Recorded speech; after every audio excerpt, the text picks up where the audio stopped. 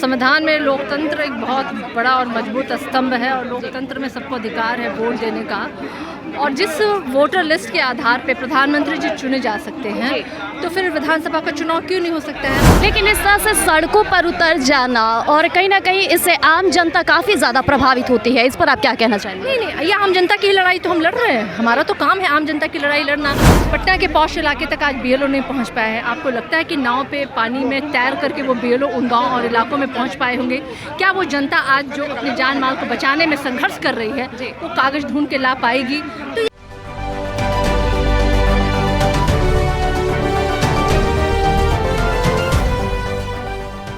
जिस तरह से आज विरोध प्रदर्शन हो रहा है, क्या लगता है इसके बाद से क्या सरकार कुछ बदलाव करेगी? देखिए, संविधान में लोकतंत्र एक बहुत बड़ा और मजबूत स्तंभ है और लोकतंत्र में सबको अधिकार है वोट देने का। और जिस वोटर लिस्ट के आधार पे प्रधानमंत्री जी चुने जा सकते हैं, तो फिर विधानसभा का चुनाव क्यों नहीं हो सकता है? जी बिल्कुल। इस तरह के बदलाव ये साबित कर रही है कि फर्जी तरीके से प्रधानमंत्री जी का चुनाव हुआ है, और अगर नहीं तो उसी वोटर लिस्ट पे विधानसभा का भी चुनाव होना चाहिए। देखिए, 3 करोड़ जनता, 20 दिन का समय, क्या रीस्क्रूटनी पॉसिबल है? 70% की आबादी जो आज भी बाढ़ ग्रसित है बिहार में, पटना के पौष इलाके तक आज बीएलओ नहीं पहुंच पाए हैं। आपको लगता है कि नाव पे पानी में तैर करके वो बीएलओ उन गाँव और इलाकों में पहुंच पाए होंगे? क्या वो जनता आज जो अपने जान माल को बचाने में संघर्ष कर रही है, वो कागज ढूंढ के ला पाएगी? तो ये ऐसे जेन्युइन प्रश्न है जो ये साबित करता है कि ये जो नियम ये लेके आए हैं, ये जन विरोधी है। मतों से रोकने के लिए ये नियम लाया गया है, जिसके विरोध में आज हम लोग सड़कों पे उतरे हैं। लेकिन इस तरह से सड़कों पर उतर जाना और कहीं ना कहीं इससे आम जनता काफ़ी ज़्यादा प्रभावित होती है, इस पर आप क्या कहना चाहेंगे? नहीं, ये आम जनता की लड़ाई तो हम लड़ रहे हैं। हमारा तो काम है आम जनता की लड़ाई लड़ना। महंगाई के विरोध में हम लड़ते हैं, रोजगार के लिए हम लड़ते हैं, किसानों के लिए हम सड़क पे उतरे थे। और ये तो बहुत बड़ा है, लोकतंत्र में वोट देने का अधिकार सबसे बड़ा अधिकार है।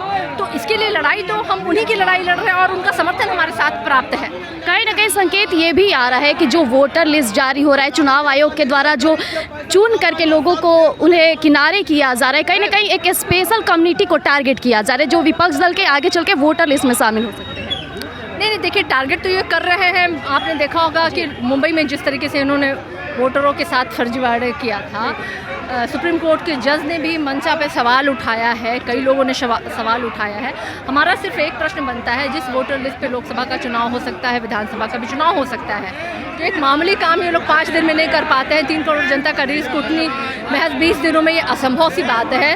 तो ये इनका जो मंशा है वो साफ है। ये लोग एक्चुअली नोटबंदी की तरह वोटबंदी वाला अभियान चालू कर रखा है लोगों ने। हालांकि राहुल गांधी भी आज बिहार आए और कहा जाए तो नीतीश कुमार कुर्सी पकड़े बैठे हैं और विपक्ष के नेता हमारे बिहार आकर उनकी समस्याओं को हल कर रहे हैं। इस पर पुलिस हर मामले में एब्सेंट और साइलेंट है। हत्या हो जा रही है, एब्सेंट एंड साइलेंट।